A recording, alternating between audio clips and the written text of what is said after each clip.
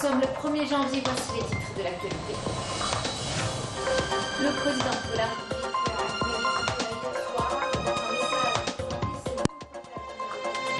Nouvel an 2023, souhaitant que cette année soit celle de la consécration des souhaits et aspirations du peuple.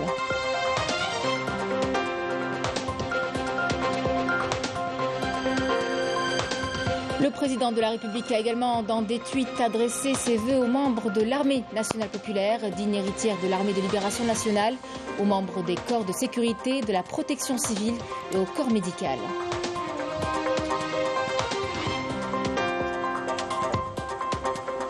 L'habitat, un secteur clé marqué par de nombreuses réalisations qui placent l'amélioration du cadre de vie des citoyens au cœur des programmes initiés par l'État.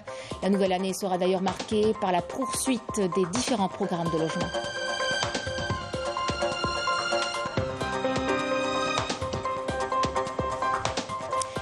On vous emmènera par la suite à Chréa, une des destinations favorites des Algériens. Elle incite les amoureux de la nature à venir de toutes les régions du pays. La splendeur de la vallée de l'Atlas et l'immensité des lieux n'ont laissé personne indifférent.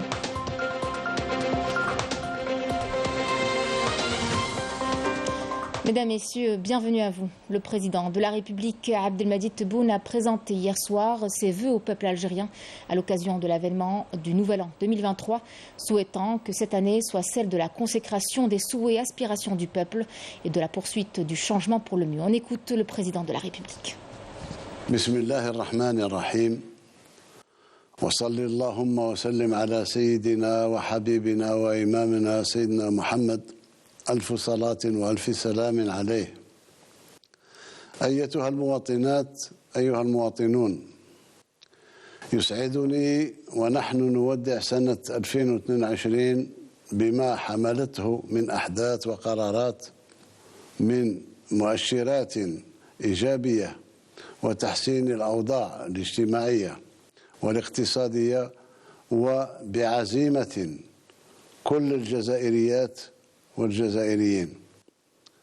وها هو يحل علينا عام جديد نتمناه أفضل من العام الذي مضى من كل الجوانب، وأن تتجسد فيه أماني الشعب الجزائري برمته ومواصلة التغيير نحو الأفضل، وأن تكون سنة 2023 أيضا سنة تتسارع فيها الاستثمارات وتتراكم فيها الخيرات، وأن ترتقي فيها بلادنا إلى مستوى أعلى. وبهذه المناسبة أتمنى لكم ولكن عاما سعيدا لكل الشعب الجزائري، دون أن ننسى جاليتنا في المهجر. كل عام وأنتم وأنتن بخير. عاشت الجزائر حرة أبية. المجد والخلود لشهدائنا الأبرار. والسلام عليكم ورحمة الله تعالى وبركاته. Le président de la République, Abdelmadjid Tebboune, a adressé ses vœux aux membres de l'armée nationale populaire, souhaitant une bonne année, de meilleurs vœux à tous les officiers, sous-officiers et soldats de l'ANP, digne héritière de l'armée de libération nationale, notamment ceux stationnés aux frontières pour protéger le pays. Puissiez-vous tous demeurer un rempart pour l'Algérie, a tweeté le président de la République. Bonne année à tous les membres de la gendarmerie nationale, de la police, de la protection civile et des douanes. Meilleurs vœux à vous et vos familles, a écrit le président de la République sur son compte Twitter. Le président de la République a par la même occasion présenté ses vœux au corps médical. Toute mon admiration à l'armée blanche. Bonne année et meilleurs vœux, a écrit le président de la République.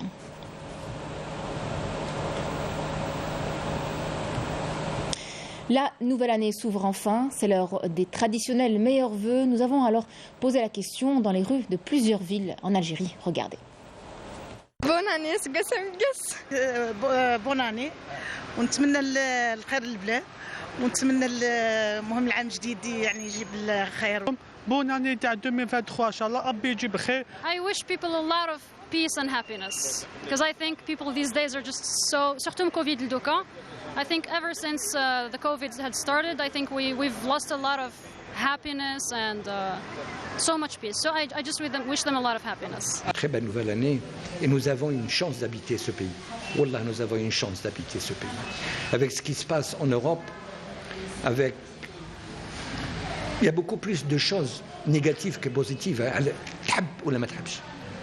Bonne année pour tout, bonne année pour l'Algérie, bonne année pour tout le monde. نتمنى عام سعيد على كل الأمة العربية الإسلامية وخاصة على أبناء الجزائر. نتمنى الخير لبلادنا ولولادنا ونتمنى النجاح للناس كامل. ربي ان شاء الله ينجي بلادنا ويحفظها وان شاء الله ربي يدخل عليكم بالخير وهذا ما كان. الامنيه تاعي للشعب الجزائري كامل ان شاء الله تكون عام بخير وان شاء الله ربي يجيب لنا الغيث في ذا العام. ونتمنى لبلادنا الازدهار والتقدم وبمناسبه الشان بمدينه بالجزائر وبمدينه قسنطينه نتمنى النجاح الباهر في التنظيم.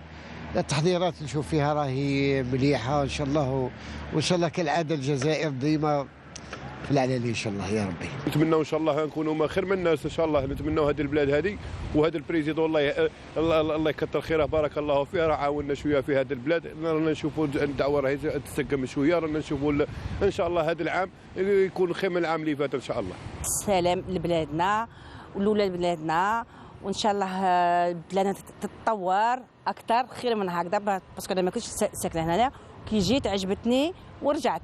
دابا راني ساكنه هنا ديفينيتيفمون باسكو البلاد يا با ميو كو البلاد. كاين بلادنا شابه وان شاء الله ربي يسترها ان شاء الله غير خير. نتمنى لها الخير وكل عام وانتم بخير وكل عام وبلادنا بخير وكل عام وشعبنا بخير. على ماذا بينا هذا 2023 ان شاء الله يدخلنا بالخير والله يسقم بلادنا والله يعطينا ما رانا متمنين يا اخوة. ايوا واللي فيها الخير ربي يجيبها. كل عام وانتم بخير. عام جديد سعيد. عام سعيد. L'habitat, un secteur clé marqué par de nombreuses réalisations qui placent l'amélioration du cadre de vie des citoyens au cœur des programmes initiés par l'État. La nouvelle année sera d'ailleurs marquée par la poursuite des différents programmes de logement avec le lancement de 225 000 unités, tout type confondu. Amel Bouarba.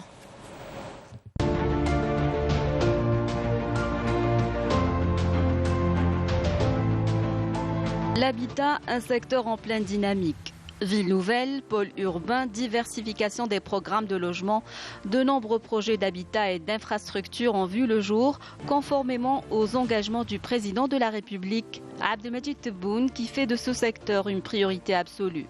Si l'édification des nouvelles villes et des nouveaux pôles urbains constitue un chantier phare du chef de l'État, la diversification des différentes formules pour répondre aux besoins du citoyen et lui garantir l'accès à un cadre de vie décent est aussi au cœur des préoccupations. En témoignent les différents programmes initiés avec la distribution de pas moins de 376 000 logements, toutes formules confondues, à travers l'ensemble du territoire national. Et pour être au diapason des progrès et des nouvelles technologies, le secteur a mis en place une stratégie de numérisation avec la création d'une plateforme électronique permettant le suivi en temps réel des projets à travers l'ensemble du territoire national. Autre nouveauté, la création de la Banque nationale de l'habitat qui va certainement insuffler une forte dynamique au secteur et favoriser le lancement de différentes formules tout en maintenant le caractère social de l'État.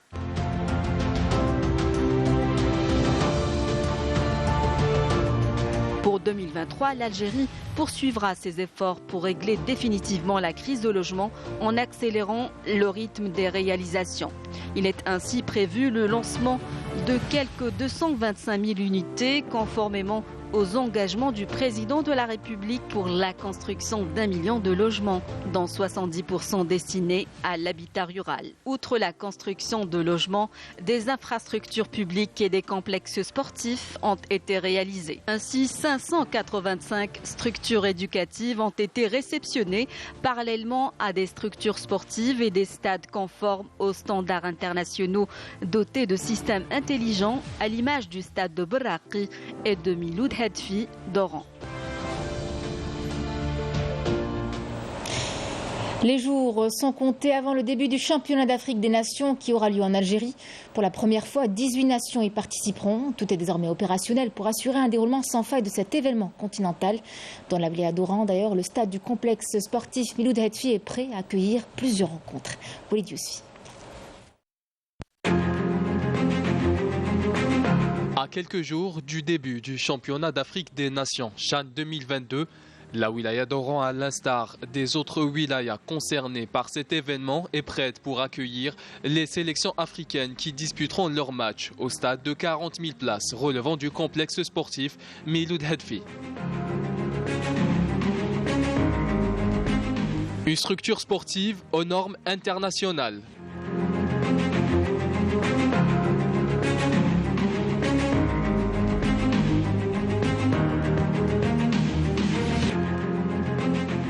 Une pelouse en gazon naturel à même d'abriter des rencontres de très haut niveau.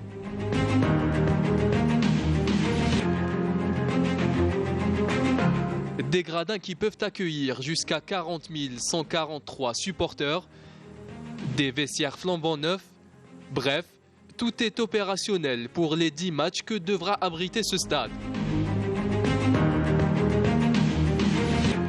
Ajoutez à cela, 2 autres terrains annexes ont été réservés aux entraînements et préparations physiques des équipes concernées. Pour rappel, la capitale de l'Ouest se taillera la part du lion des 32 rencontres programmées dans cette discipline. Elle abritera 2 groupes lors du premier tour, un match comptant pour les quarts de finale et un autre pour les demi-finales, ainsi que le match de classement pour la 3e place le 3 février prochain. Et en vue de cet événement continental, l'équipe algérienne de football à prime composée de joueurs locaux affrontera en amical son homologue ghanéenne le samedi 7 janvier au stade Miloud Hetfi d'Oran à 20h. Direction maintenant Et Malem dans la wilaya de Tizi Ouzou où Safia Cherief, une artisane autodidacte, fabrique du savon bio à base d'huile d'olive. Portrait signé ce midi Frel Hamdi.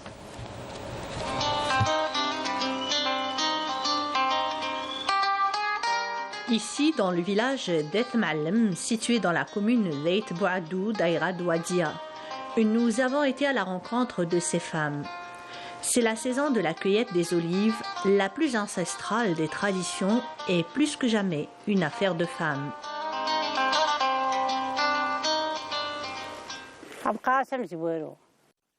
En nettoyant tout autour des oliviers afin que ça soit propre, parce que comme on est une région assez exposée, il y a souvent du vent. D'ailleurs, notre région s'appelle Eit Bouadou, en kabyle c'est Et Bouadou.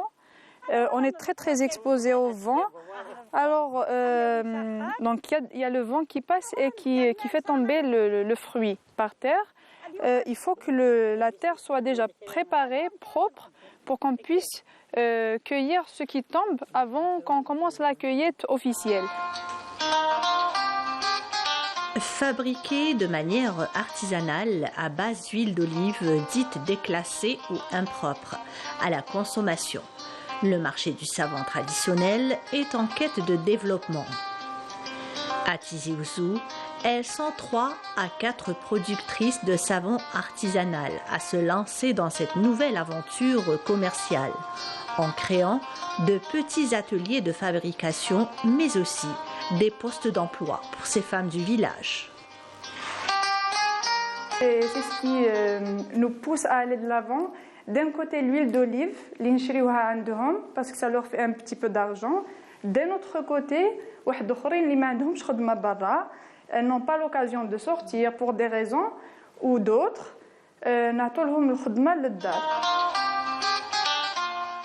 Des amours de savonnettes dont les ingrédients sont issus directement de la nature. Dans son petit atelier, Safia Cherief, artisane autodidacte, essaye des recettes. Elle peaufine ses petits savons, leur donne des formes qui plaisent aux consommateurs. Auparavant, je travaillais, j'étais dans l'enseignement, j'ai fait une licence et un master en management. Donc j'ai commencé à enseigner, j'ai donné des cours même à l'université, mais je ne pouvais plus tenir la cadence à 8h, 4h30. C'est pour ça que j'ai choisi une fonction libérale. je me disais, j'ai toujours rêvé de me lancer dans l'entrepreneuriat. Donc je me suis lancée dans la savonnerie. Quand il en reste de côté, généralement c'est un petit peu le patrimoine de la femme, l'huile d'olive. Quand il en reste, on la vend pour la fabrication du savon. Savon naturel, où il met des additifs, les colorants, les parfums, les conservateurs. Donc, me cache le risque les perturbateurs endocriniens. Et déjà, c'est un point très très important, Lina. En plus de ça, l'huile d'olive, elle est bien pour les peaux sèches, elle est bien pour les bébés. C'est un très très puissant antibactérien. Fabriquer son propre savon contribue à la protection de l'environnement par le recyclage et la valorisation des huiles usagées en savon. Au lieu de les jeter, en plus, le savon à froid à base d'huile d'olive est un produit écologique et un véritable soin. Faisons escale cette fois dans la région d'Al-Qantara qui attire de plus en plus de visiteurs. Situé entre Batna et Biskra, ce lieu connaît une forte affluence. Certains touristes locaux rencontrés sur place par nos équipes évoquent de l'apaisement et un bien-être lorsque leurs pieds foulent Al-Qantara. Yemina Saïdi. Bâti au pied d'une imposante muraille, Al-Qantara offre aux visiteurs une gamme exceptionnelle d'attraits dans un magnifique cadre naturel. En effet, en s'y rendant, les touristes découvrent les imposantes montagnes qui dominent ce paysage avec ses merveilleuses gorges. Ce lieu touristique est également connu pour ce fameux pont qui relie le nord au sud du pays. La vue est splendide lorsqu'on va à Biskra. On s'arrête toujours pour prendre des photos. Cet endroit est apaisant. Nous sommes de Biskra et nous apprécions les moments passés ici. Ce lieu est propre et apaisant. Cela nous procure un pur moment d'évasion. Ma mère est malade. Les sorties en plein air lui procurent beaucoup de bien. Elle trouve cet endroit apaisant. Cette palmeraie à l'entrée de la ville est située au bord de la route reliant Biskra et Batna, ce qui rend l'accès à cette zone très difficile. Grâce au nouvel échangeur autoroutier, les visiteurs peuvent aujourd'hui y accéder plus facilement sans ralentir la circulation. Avant, nous étions obligés de traverser la ville pour venir ici. Aujourd'hui, l'accès est plus facile et surtout plus rapide.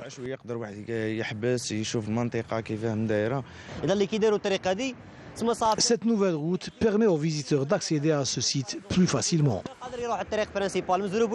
Situé aux portes du désert algérien, le site est classé patrimoine national. Al-Qantara, c'est aussi cette belle oasis qui est connue pour ses potentialités touristiques exceptionnelles qui continuent d'attirer les visiteurs. Et en cette période de vacances, Chérigha reste une des destinations les plus prisées et favorites des Algériens. Elle incite les amoureux de la nature à venir de toutes les régions du pays. Pour certains, c'est une redécouverte du site. Pour d'autres, c'est une grande surprise de découvrir pour la première fois le magnifique paysage de la vallée de l'Atlas, la splendeur et l'immensité des lieux n'ont laissé personne indifférent. Emira Mdahi et Mejda Diahmoun. Chérigha ne laisse personne indifférent avec la beauté de ses paysages. Une destination idéale pour s'éloigner du brouhaha des villes et profiter d'un moment d'évasion en famille ou entre amis. Nous sommes venus de Msila en famille pour visiter Chérigha. Nous sommes agréablement surpris par la beauté des paysages de notre pays. C'est tellement beau. Des espaces de jeux réservés aux enfants, les nombreuses familles qui se sont rendues à Chérigha lors des vacances d'hiver ne regrettent pas le choix de cette destination. C'est les vacances d'hiver, nous sommes venus profiter avec les enfants. C'est sécurisé et très beau. J'ai choisi Chérigha car c'est un site touristique magnifique, surtout avec ses paysages naturels. Comme j'ai eu une très bonne moyenne et en guise de récompense, mes parents m'ont emmené ici. Avec ses paysages époustouflants, Chérigha est une destination incontournable qui séduit de plus en plus d'Algériens, notamment lors de cette période de l'année. Le compte à rebours s'est échelonné dans les régions du monde, de Paris à New York, de Rio de Janeiro à Sydney. On se quitte sur ces belles images avec ce tour du monde, des festivités célébrant le passage à la nouvelle année. Adieu 2022 et bienvenue 2023.